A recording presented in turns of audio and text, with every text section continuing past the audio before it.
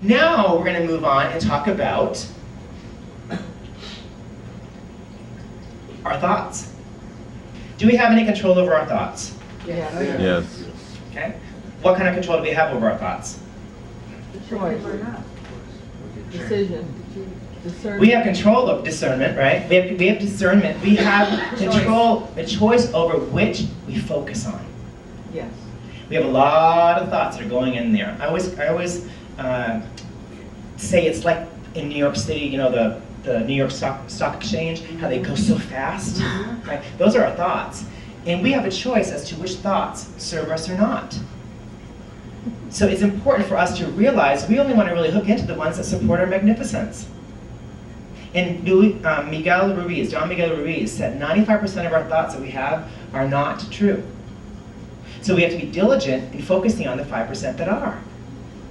In the beginning it's challenging and it's exhausting. But the more and more that we do it, the easier that it gets. Right? Any thought, ladies and gentlemen, that does not support your perfection, your divinity, or your wholeness, guess what? Are lies. Any thought. Think about it. Yeah. Any thought that does not support your perfection, your divinity, and your wholeness is not true. So think about that when you have this thought like, I'm a loser, or I'm no good, nobody loves me. Not possible. Not possible. Okay? So we have to be very diligent on our thoughts. So we're talking about the thought, the mental level. So we're talking about the physical level with stuff, people. Now we're talking about on the mental level with our thoughts. Charles Fillmore states, you of course all know Charles Fillmore, in his book on prosperity, thoughts are things, and things occupy space in mind. We cannot have new or better ones in a place already crowded with old, weak, inefficient thoughts. A mental house cleaning is even more necessary than a material one. So he's saying, yeah, you can do all this stuff on the external, but then we have to start looking within. You have to be very cautious of what thoughts I'm focusing on. That's where all the difference really happens, is when you focus on only the thoughts that support your magnificence. Doesn't that make sense? Yes. And does anyone not believe that? Good. And it's okay if you don't, because I want to clear that up right now.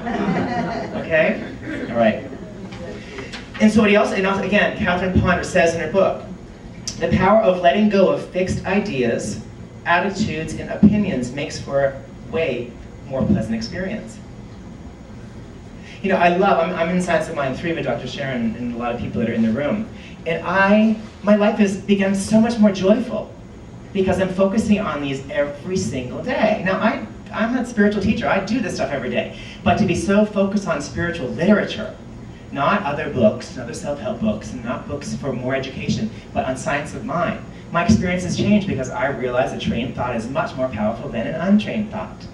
It's absolutely beautiful, beautiful stuff. And if you don't have the book, I highly encourage that you get it.